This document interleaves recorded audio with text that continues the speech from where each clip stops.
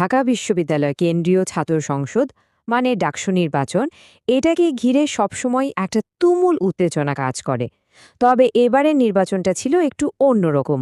ভোটের আগেই একটা ভবিষ্যৎবাণী রীতিমতো আলোচনার কেন্দ্রে চলে আসে, আর নির্বাচনের পুরো ফলাফলও যেন ওই একটা ভবিষ্যৎবাণীকে কেন্দ্র করেই ঘুরপাক খাচ্ছিল। তো চলুন এই বিষয়টা নিয়েই আরেকটু গভীরে যাওয়া যাক।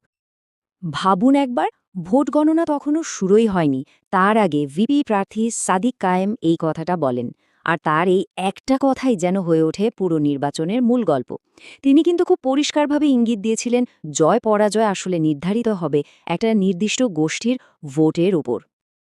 কিন্তু প্রশ্ন হল, এত বড় একটা নির্বাচনে যেখানে হাজার হাজার ভোটার, সেখানে তিনি কেন শুধু ছাত্রীদের ভোটের উপর এতটা জোর দিলেন?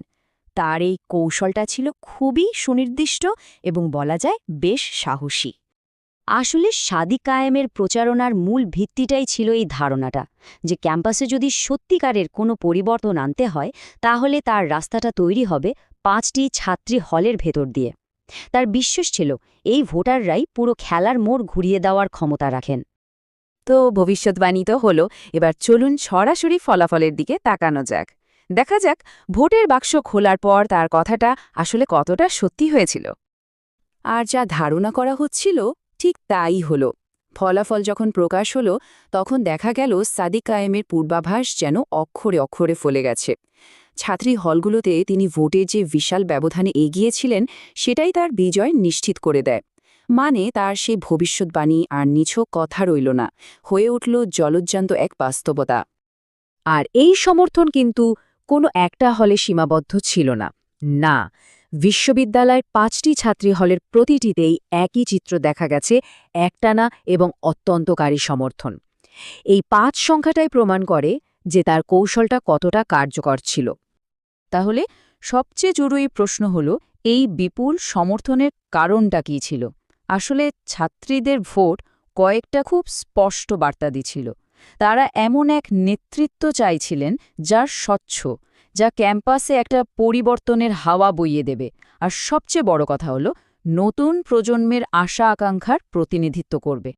এই ফলাফলটা কিন্তু কেবল একটা একক বিজয় নয়। রাজনৈতিক বিশ্লেষকদের মতে এর প্রভাবটা আরও অনেক গভীর, আর এটা ভবিষ্যতের ছাত্র রাজনীতির জন্য একটা গুরুত্বপূর্ণ ইঙ্গিতও বটে। তাহলে এই ফলাফল ক্যাম্পাসের রাজনীতির জন্য ঠিক কী অর্থ বহন করে? চলুন এই ঘটনাটার গভীরে গিয়ে একটু দেখি এটা বিশ্ববিদ্যালয়ের পরিবর্তনশীল রাজনৈতিক পরিস্থিতি সম্পর্কে আমাদের কী ধারণা দেয়।